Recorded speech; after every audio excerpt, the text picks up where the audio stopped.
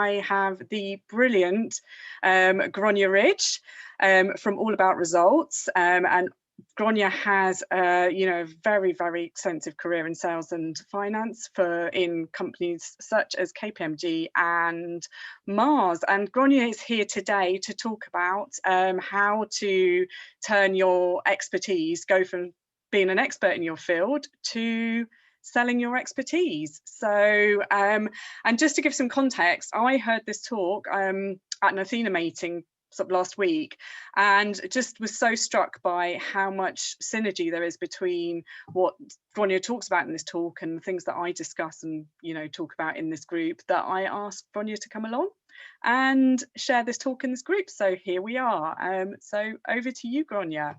And yeah, thank you very much. And I really appreciate the opportunity actually to be in your group, but to speak to the group as well. So thank you for that. So yes, you've touched on an important point actually. You're right. I started life as an accountant.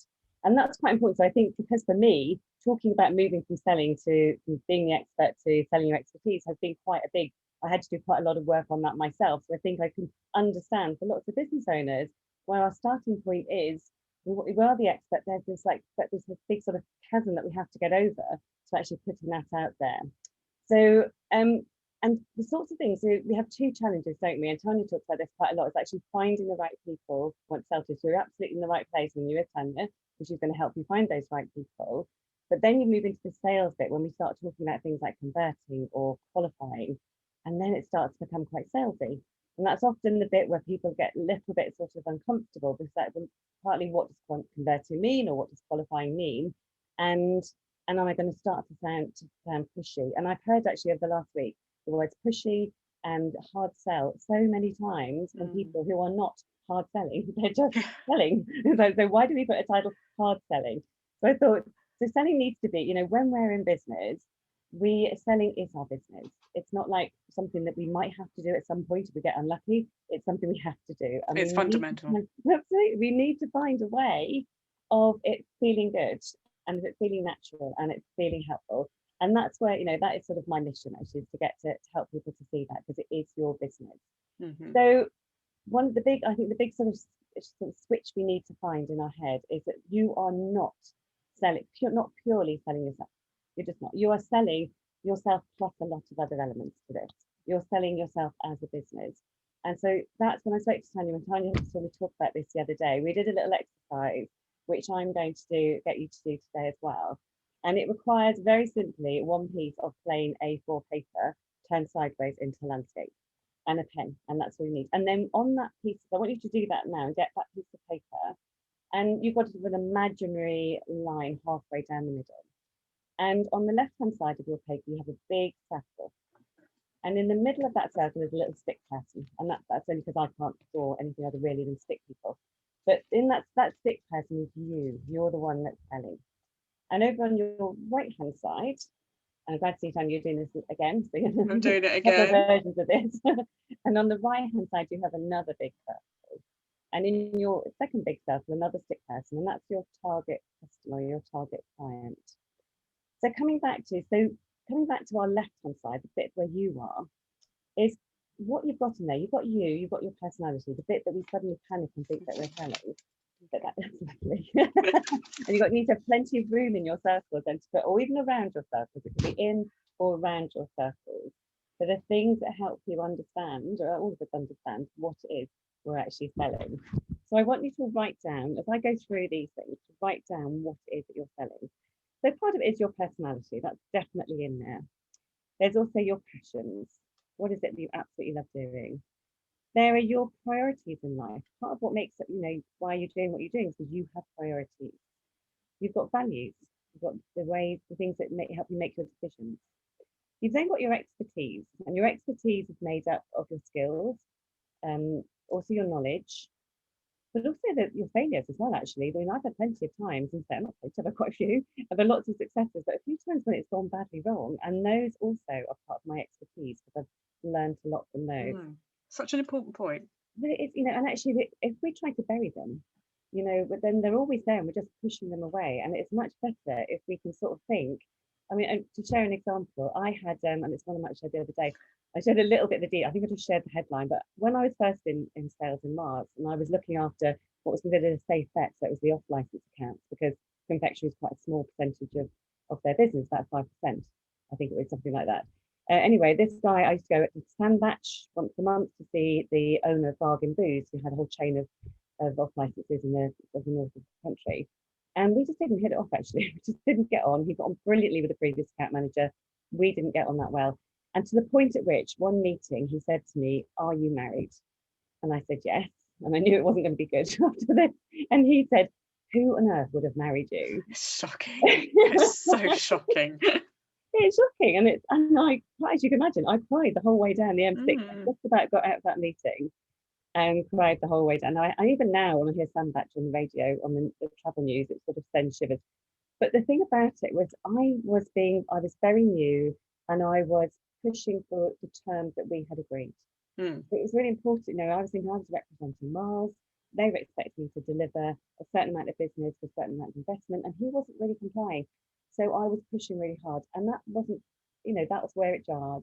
I wasn't understanding him. It wasn't really worth pushing for. We could have found a way around it. I learned massive, painful though it was.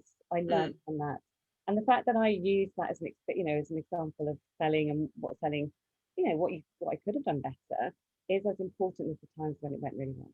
Yeah, it's powerful. It's what you learned. You learn.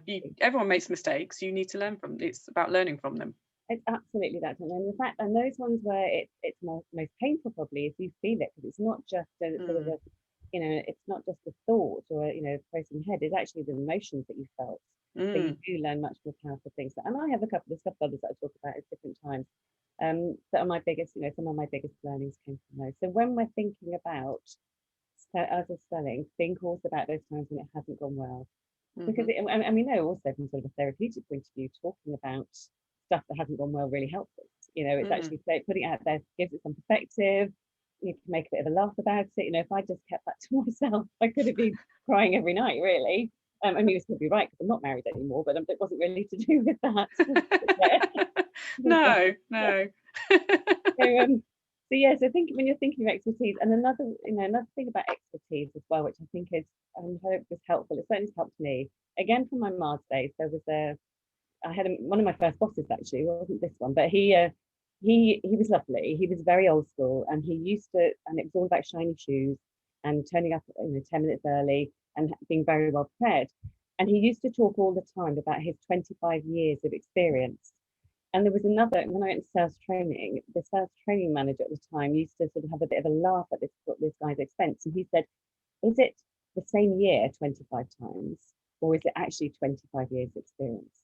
And this is definitely something, when we come into our business, we come typically from being an expert in marketing or in nutrition or in, whatever it is, or in HR or project management. We've been the expert. We've probably reached a certain point where we feel confident and comfortable.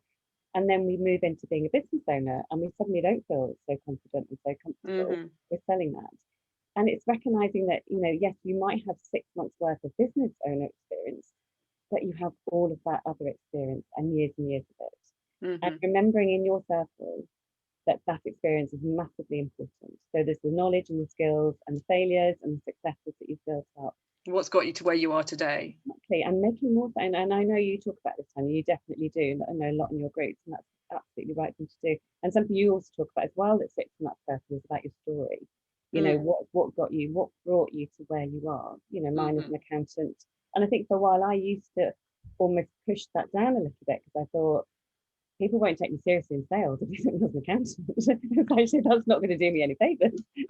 But actually, for my target markets, for the people that I want to help and people that I love working with, that does help. Because actually knowing I came from a non-salesy background, I wasn't born into sales.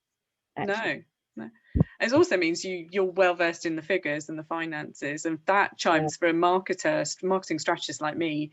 Your figures, your numbers, and that's so important as well when running a business, when building your marketing strategy, your sales strategy. Completely, you're right. That is a real challenge for people who are, and sometimes they're very jealous of people who are absolutely purely just brilliant in one area. But from a business ownership point of view, we need to be able to be comfortable and broader in lots of areas. Sales is one, and numbers and finances another. Yeah. Absolutely. yeah, so, and actually that my mic defaults to number. So that expertise, as you say, that story, the skills, those knowledge, and I think us taking time to really recognise them and to build up that picture of ourselves on that left-hand bit of our paper. Because then other things that we talked about last time is that it's once that's all about ourselves as individuals, and our experience, and our story, and our career and our history, our personality, our values, what's important to us. There's also, when you're thinking about the business, is also the processes and how you deliver. You know, what processes you take clients through, either before they get to be a customer or a client, or during that process. And then there's also actually the experience they get as a customer. You know, that forms also a big part of selling your expertise. It's like, what is their offering? What's the proposition? How do we deliver that experience? Yes, absolutely. Isn't it? And I think the other thing we were talking about before was about, in that sort of sits in that circle, was about competition. You know, what can happen is and you would encourage people to do this, is go and look at your competitors. Yes. It can be scary. Yeah, yes, you can. Yeah, it's absolutely necessary. Yes, stay in your own lane. Don't get too sort of het up by what other people are doing, but know what they are doing. Don't try and, you say, understand who you're targeting, as you say, what you're offering, what is your value proposition, what is your expertise. But yeah, it's also always, as you say, valuable to know what, and this is what I encourage people to do, is to know what's going on around you. And it's interesting because I think, and I know I'm not alone in this, is when you start to do that, almost the first thing that happens is you go, oh, they're better, they're this, they're more of this, or they're better, or they're bigger, or they're stronger, or they're more well known, or it's like we just, and perhaps that's a female thing potentially as well. Yeah. But we do tend to think they are bigger, better, brighter, clearer, you know, been doing what they're doing longer, all of those things. And yet, if our focus actually really is about, it's great that we recognise what their strengths are, because we can go, well, I want to be at least as good as that. But also, what's the bit that's slightly different? You know, I can look at other people who do self-training, and I do. And, you know, and the thing is, and I used to do this, and less so now, would be, they're doing it, they've got more experience, they used to sell, you know, bigger stuff, or bigger deals, or tougher things to sell. It's actually no, they're not really, they're selling different things to different people in a different way. Yes, yeah. And it's understanding that, so you can actually say, you can actually shape what when you're selling, when you're talking to people, you know, this is how I can help you. And it's having that knowledge, and it's just being informed. It is. And actually, I think that the competitive thing as well is showing you're informed on that note is actually, I think, you know, when we talk about actually in the sales conversation later on, but that in showing that you know what your competitors do and referring to competitors is very powerful, actually. It's because people want to, when we are as buyers making a decision, big part of that is reducing the risk. And we help people feel that it's less of a risk if we as salespeople have shown them that we understand what the options are, that the options they've got, and we understand the different sort of like the benefits and the risks of those individual options. If we don't do that, you know, if we don't talk about competitors, we don't talk about other options, people are much less likely to buy from us. If we only give them one option anyway, you know, even with our own options or one of anybody else's, they need a set of things to begin to feel that they're managing risk and they're making choice. So, and I think also, sorry, there's something really, really powerful in, because not everyone's your target customer. And you say part of the process of selling and curiosity, and it's actually understanding, is this somebody that you know, you're compatible to work with, that, you know, they're suited to if it's a product you're selling, they're suited to it. And it's actually knowing your competitors, and it's actually really powerful to say, actually, I might not be the best person for you, but here's this person here. So, but again, understanding your target customer, understanding your competitors.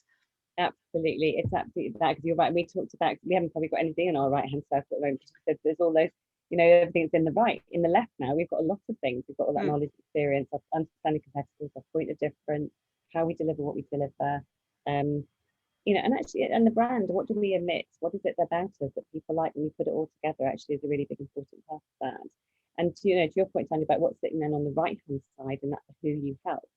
You know, this is absolutely core to what you talk about and what you need to train people. It's those customers. And I think that mindset absolutely of being really clear of who you want to do business with, who you love working with. You know, I've had experience. I can almost sense it now. You know, if I get an if you have that sort of discovery, that sort of initial conversation with certain people, and it's just that stage where they are weighing you up and you're weighing them up, and that's the thing to remember. Actually, you're always weighing them up as well. It's not just them weighing you up. And I think in sales, sometimes we can feel we are always the ones, we are on show, but we are also trying to weigh if they're right, and you get a sense of whether you'd enjoy working with those people or not. You know, and I think thinking about what's in their circle is also important. So in our prospect world, or in our potential clients world, they'll have goals, they've got their priorities in life, they'll have had their experiences of, you know, lots of different things, experiences with salespeople, they'll have their passions, their values, the problems or the challenges that they're trying to solve, their dreams, what they want life to be, you know, their physical parameters in terms of where they live, what them, you know, the time scales, the projects, everything that's going on for them. And for us, actually, we need to, you know, that's where you always talk about having this really crystal clear picture of who it is that we're trying to sell. Because if we have, when we have that, then we're not selling out of desperation. You know, we're not it's not the case that every person we speak to is a good opportunity.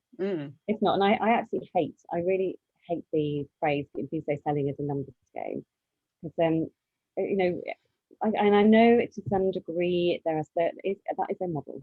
Most of us, I think, in the groups that I interact with, you know, my group and your group, Tanya, I think it's not that numbers game. It's about choosing who you want to work with, doing your best possible work, and that leading to even more of that same work. So when you hear that sales as a numbers game, I think don't be sort of scared by that. Just, you can choose to park that mindset. I don't think it's particularly helpful. Numbers are important to agree. Yeah, if you were sort of having 100 conversations and only ever getting one client out of them, that's not a great use of time. And you need to think about it. Yeah, and you use it for that then, but it's not a case of I always have to make 100 calls to get one client. It's like, could I make 10, or could I have 10 conversations, or 5 conversations? You know, so it's numbers to that degree. So I think, you know, all of those things, as I was saying in the presentation, it's about being objective. When we build up this really clear picture and powerful picture of who we are and what we offer and who we want to work with and what that person looks like, then we're being much more objective. It's not about selling ourselves and putting our identity and everything about us on the line. The fear is that you're going to have to put everything on the line, and when it goes wrong, as it did, you know, me, it's like, where does that leave you? That leaves you really quite bruised and battered and having to sort of pick yourself up again. Whereas actually, if we treat it as, no, I learned a lot from that. They weren't for me. I didn't do it that well that time, and and even those times when we haven't perhaps delivered our best version of ourselves in a sales conversation, there's ways back. You know, there's ways that we can restart that conversation. So being really objective, and I talked about, you know, recognizing the sort of the journey. The other thing actually that I want to put that is important on that left-hand side is about the transformation that we deliver for people. So we take people from here to there, that really simple here to there arrow, and being clear in your head and building up sort of quite a strong repertoire really and success book of where you know, the transformations you've helped people achieve. They don't have to be massive. They could be just getting people unstuck. They could be making them confident.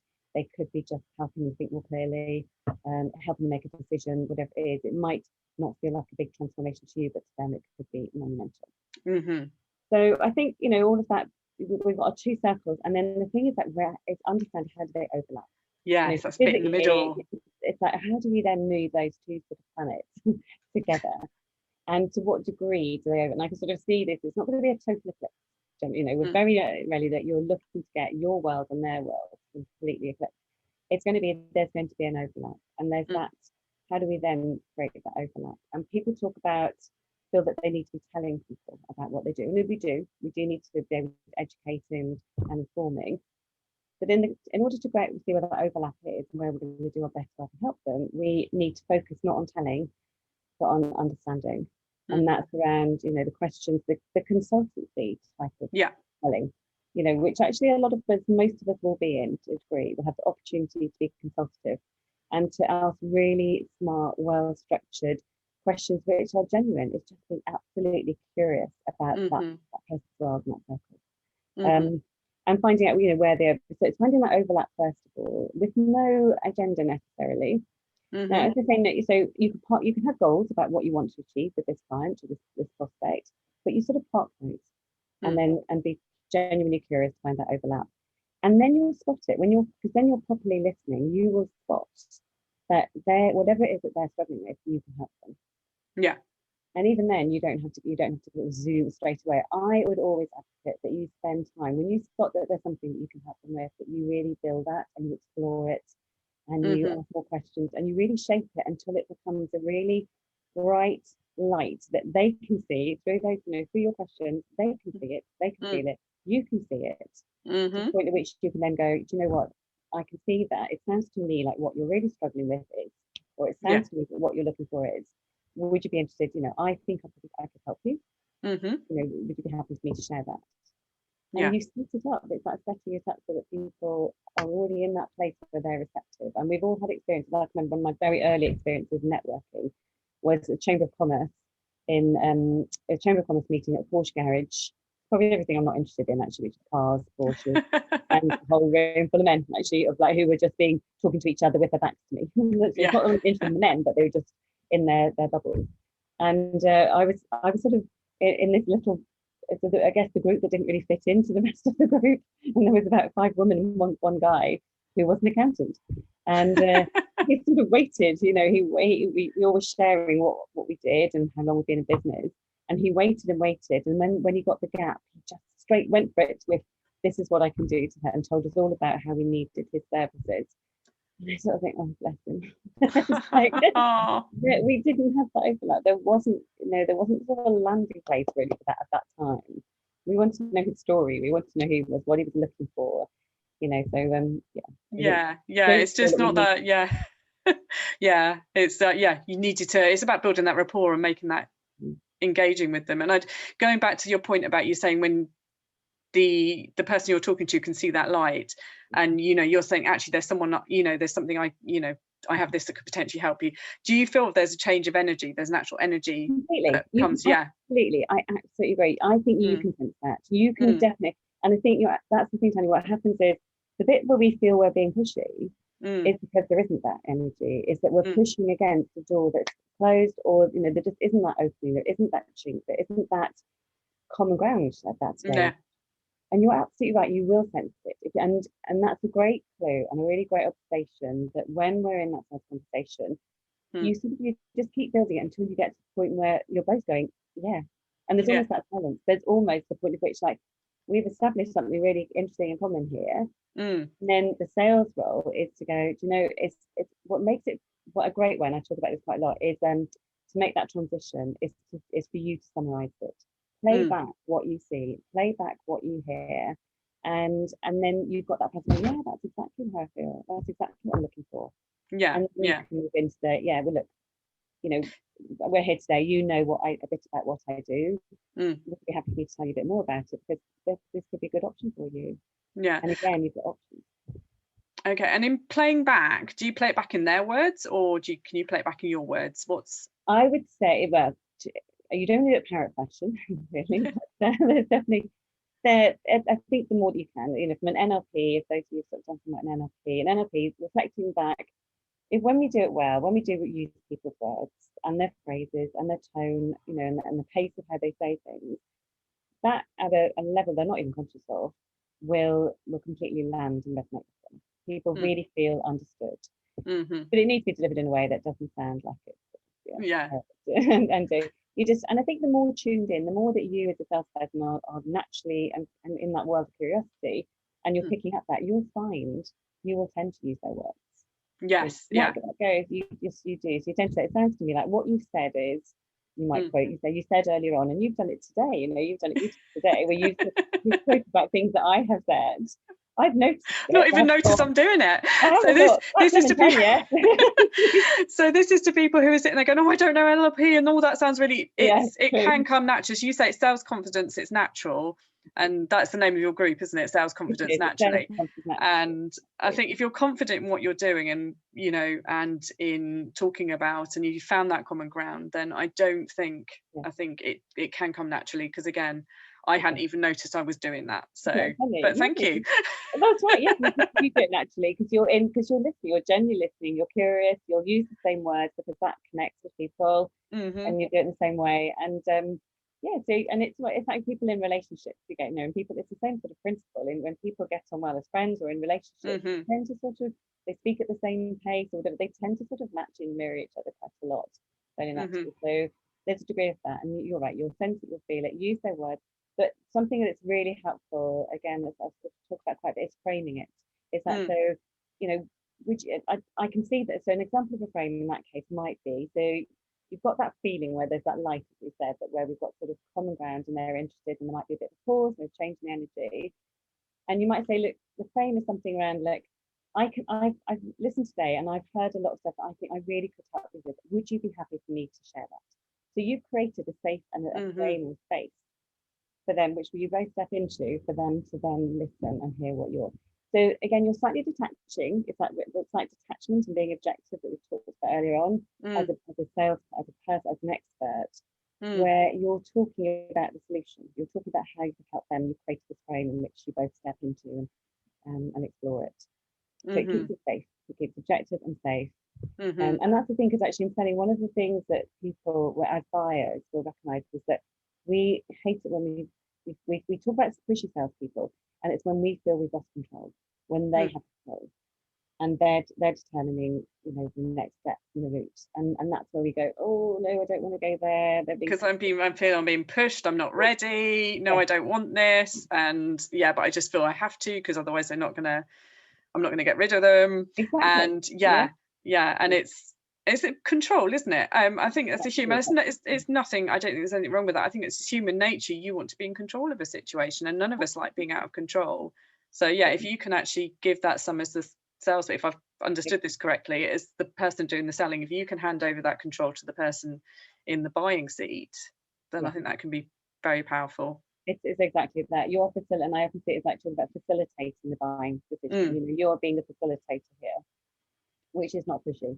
Facilitating is about being really tuned in, knowing what the next step is, moving them on at the time, and when you've got that, as we said, that sort of common ground, that's like pause.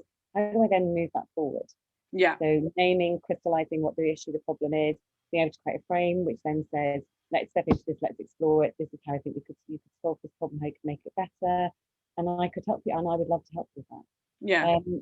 But you do that on a very strong foundation. So you've been building foundations where they're confident, they trust you, and it's that trust that you said, control. We're not going to hand control to somebody we don't trust. So you have to build up that trust with the salesperson. That's important. I think that's just a really important point you've made there. We're not going to hand control to say. So again, it's building that know, like, and trust, isn't it? And as you say, you're not going to hand over the control to somebody you don't trust. So and I think if we feel that we're being pushy, it's when we perhaps haven't done, well, first of all, sometimes we're saying we're being pushy because we haven't thought about the bit where we've talked about, our circle over here, and our mindsets and all the experience that we've got. So we're not feeling confident ourselves. But it can also be that we haven't managed the conversation well enough, or spent enough time exploring, or created that space where the person is ready to hear what we've got to offer, or for us to facilitate that decision. So if we feel being pushy, we probably might want to step back and do a little bit more work.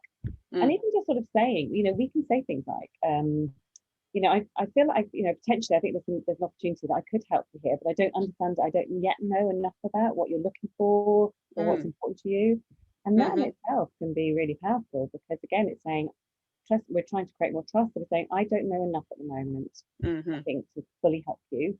And I wouldn't ever want to sort of to give you a solution if I didn't think it was the right thing. And I think that's important, isn't it? It's about, as you're saying, creating that trust and asking more questions and saying to them, look, I want to make sure this is right for you. And I think going back to before and saying, actually having the confidence to say to somebody, actually, if it's not right, what I've got's not right for you, here's somebody else that I think would be as well. But also in terms of time, because we're talking about sales conversation, there's going to be different lead times and times depending on what you're selling, isn't there?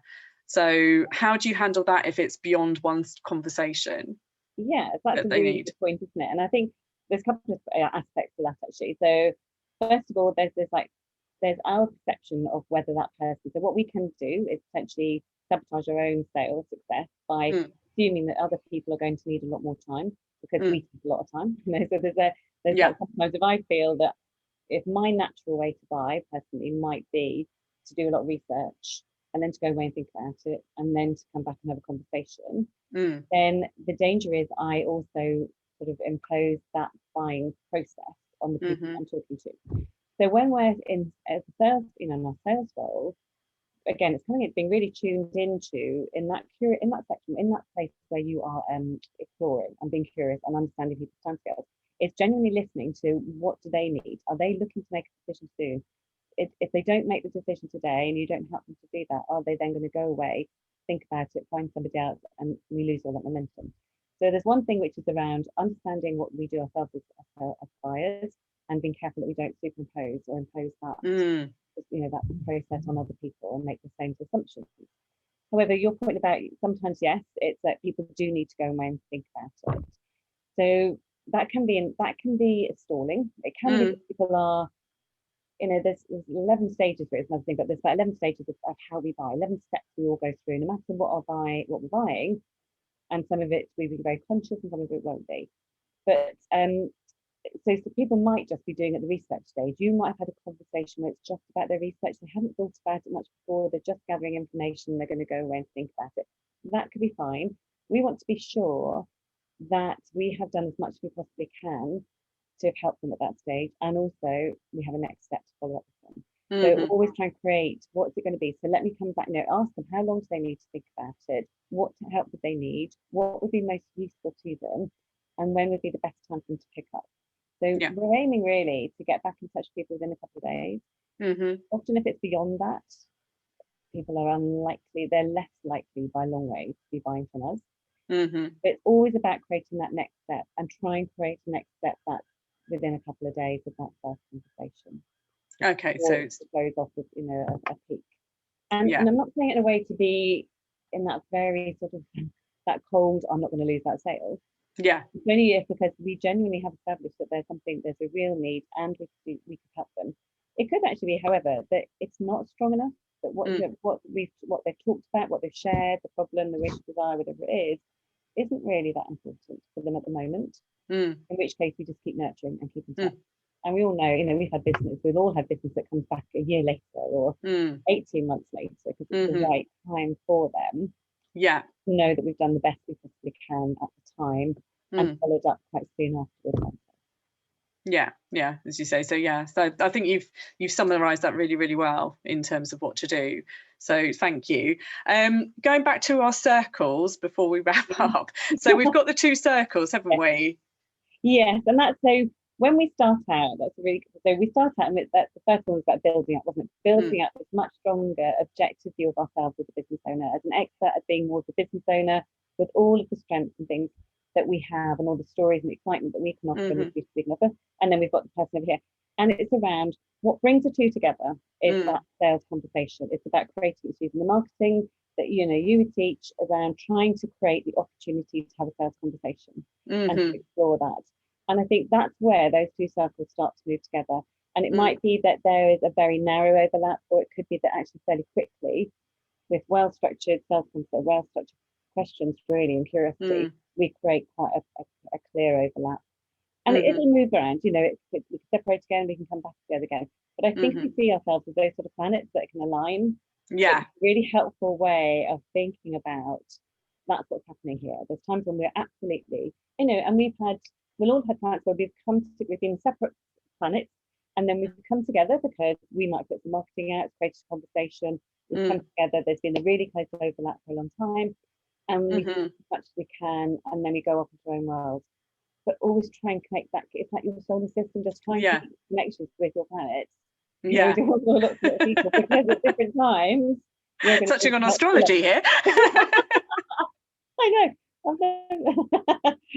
was never really into science at school, but that sort of metaphor I think of actually. You will come in and out of each other's sort of systems.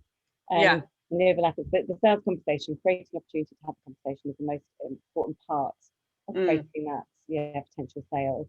And that is discovering. And that is discovering that overlap between your experience, your passions, your drive, what you can offer, and what they're looking for, and understanding and asking those questions and being curious and understanding where that overlap is.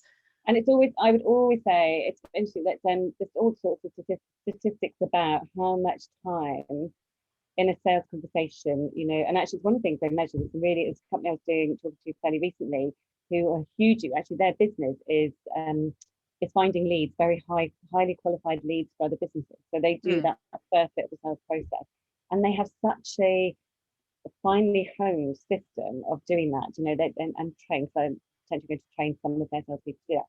And it's around, so they do look at the percentage of time that the salesperson is speaking versus the percentage of time that the lead is speaking. And it needs to be very heavily weighted, towards the lead, the prospect. You know, most of the conversation should be that person speaking. And as an example of this, it might sort of wrap it up for you, perhaps, I think, Tanya. Again, back in 2008 or 9, I think, was fairly new in my business. I've been recommended into a company to sales director because he knew Mars.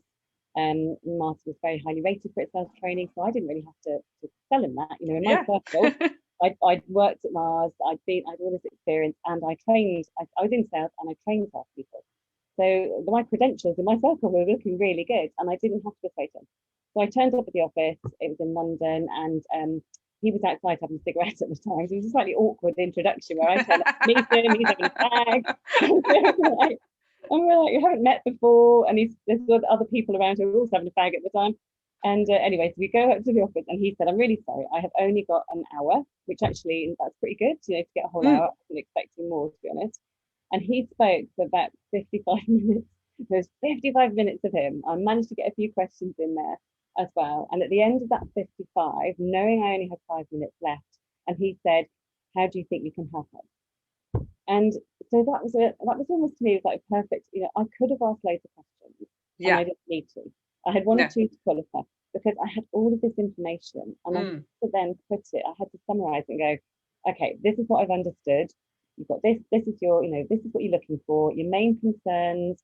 These are the parameters, the timescales, the worries, the risks. You know, just a potted, condensed, crystallized version of what he was looking for and what was important about all of that, and then had to then move into, and this is how I think I can help you. So I started with, you've got this massive information, which is your overlap, and then you're making it into this really clear, crystal bright light of like, this is what I've understood, and this is how I can help you. And I was at the door 5 minutes later, and he said, yeah, just put it in writing. Oh, brilliant, nice one. But so and I think, and again, that goes back to also the power of being able to listen as well. And not feeling that you have to. It's exactly that. I mean, the only reason that we have all the questions, that we talk about questions and creating, you know, planning questions and structuring them, what good questions sounds like, is because, we need people, we want to find out what's going on in their world, on their heart. You know, that's exactly what we're doing. So the questions help us to do that. Sometimes we don't need them. Sometimes, mind you, sometimes people can talk a lot, because I'm doing that. I can do. And you need people like you then to come in and ask the questions that sort of steer them where you want them to go. But it's like, so you need to take that information and then bring it structure. But you have times when people aren't, you know, will take more coaching and facilitating to listen up. And that's where our good questions and our structure really help to do that. It's very quickly understanding the kind of person you're with, whether it is somebody who's articulate and doesn't need to be steered, or it's somebody that you need to coax that information out of as well. So, exactly. I know, and there are definitely good question structures. You know, the things that we absolutely do need to know. To coming back to the qualifying, you know, what makes a good, sort of a good target. A good target's wrong, but a good prospect for us, a good fit of overlap.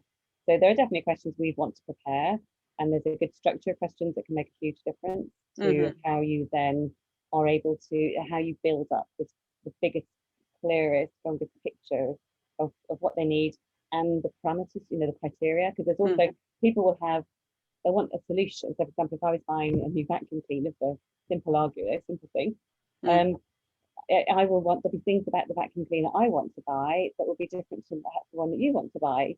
You know, I've got a couple of really hairy cats, you know, and we've got a strong vacuum cleaner for that. So it's like we want what looks like the same solution on the surface, but beneath it, our criteria could be quite different because our circumstances are different. You know, and that could be around the need, or it could be around budget, it could be around timescales, whatever. It could be around, you know, physical. Somebody might have a back problem and need a different, you know, different solution. So Yeah. Our questions are designed to create the biggest common understanding of what the problem or need is, the solution, and then what it is specifically for that person. And we need to be able to reflect that back to, we need to gather that information and reflect it back. Yeah. Okay, so I think this has been really enlightening. I loved hearing this all over again. It was just brilliant the first time. I've been keeping an eye on the feed in Facebook. We haven't got any questions coming through the feed, but that's absolutely fine. What we can do is feel free to, if you're watching this live or when you're watching it back, just pop any questions you have in the comments underneath in the feed itself, and we will answer that. Grainne and I will answer those as and when we pick them up. Yeah, do have a look at Grainne's group, Sales Confidence Naturally. Again, some fantastic posts. Occasionally I cross posts from her group. I take stuff from her group because I just think it's so relevant and to what I'm doing. So you may recognize some of the stuff if you do go over to her group and join. And I do recommend you do. I'm a member as well. So yeah, so that's it from us. Thank you again, Grainne, and thank you to those that are watching live. And yes, I will see you again soon. And yes, thank you, Grainne. It has been. Okay, and just quickly, that's my. Yeah, and you don't know what your overlap yet is until yes, no, because I'm going to do that in a minute. I've done it before, but I'm going to do it again. Well, you don't know. Also, you wouldn't know your overlap anyway until you spoke to your target clients. Exactly, so yes, exactly. So yeah, you're just floating around at the moment in your solar system. Yeah, you are. You know what they look. You know what you like them to look like, but it's just finding them and exploring that. So. Yeah, and understanding it. Brilliant. Okay. Lovely way to start a Monday. So thank you. It is. Yes. Start as you mean to go on. Brilliant.